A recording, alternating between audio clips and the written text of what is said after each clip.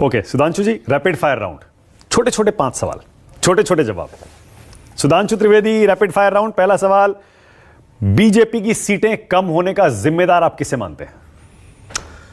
अनपेक्षित सफलता की वजह से उस पर विचार चल रहा है राज्यों से लेकर केंद्र तक, और बेहतर सीट कैसे आएंगी। मगर यह बात जरूर है कि हमने पहली बात इतिहास बनाया है लगातार तीसरी बार सरकार बना के, परंतु फिर भी अपेक्षा से जो कम रहा उसके बारे में पार्टी विचार करेगी। कांग्रेस की सीटें बढ़ने का श्रेय किसे दिया जाना चाहिए?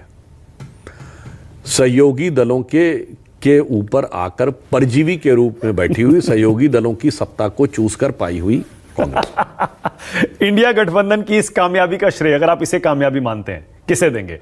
कांग्रेस पार्टी को या रीजनल पार्टीज को, या कोई एक रीजनल नेता ऐसा?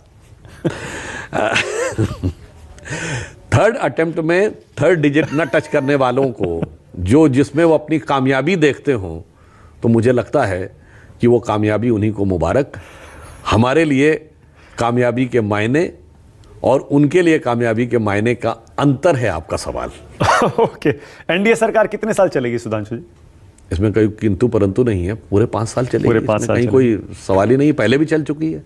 एनडीए की तीनों सरकारों ने कार्यकाल पूरा किया। और मैं एक और बात बता दूं, अक्सर लोग भूल जाते हैं, 98 में अटल जी की सरकार बनने से पहले भारत के इतिहास में कोई गठबंधन सरकार नहीं थी जिसने अपना कार्यकाल पूरा किया हो।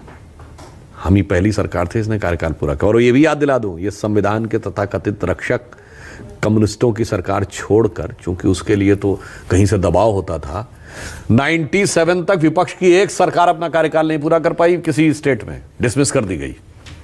पहले 50 इयर्स ये रहता था, इक्का दुक्का कोई उदाहरण जैसे पश्चिम बंगाल वगैरह उनको छोड़ दें, विपक्ष की 99% सरकारें फिनिश।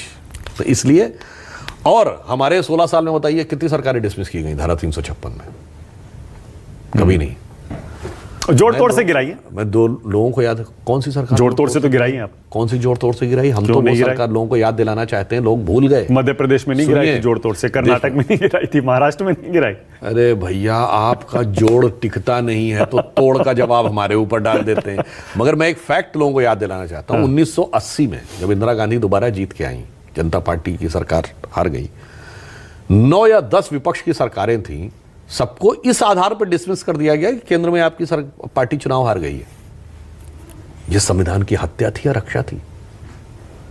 1992 6 दिसंबर को विवादित ढांचा गिरने के बाद उत्तर प्रदेश की सरकार को डिसमिस करना समझ आता, बीजेपी की सारी सरकारें बर्खास्त कर दी। अरे भाई, जो उत्तर प्रदेश में हो उसका हिमाचल, राजस्थान, मध्य प्रदेश से क्या लेना देना था? यह है संविधान की हत्या।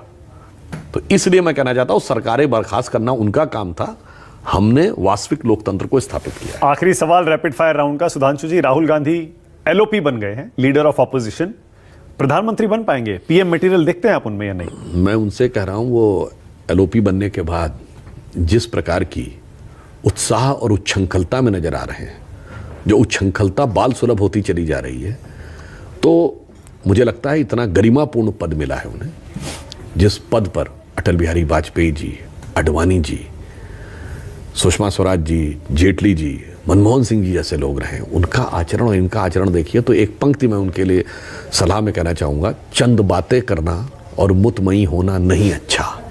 चंद बातें करना और मुतमई होना नहीं अच्छा, सियासत आखिरी दम तक सभी को आजमाती है, और बहुत गलती की गुंजाइश नहीं होती सियासत में, जरा किरदार हल्का हो कहानी डूब जाती है। क्या बात है। तो अपना किरदार मत हल्का करने दीजिए अगर आप लॉन्ग टर्म की राजनीति करना चाहते हैं, पर वो हल्का होता दिख रहा है। ओके, बहुत धन्यवाद, thank you so much Sudhanshu ji, हर बार की तरह बहुत मजा आया इस इंटरव्यू में, बहुत धन्यवाद, थैंक यू। नमस्कार। Thank you sir.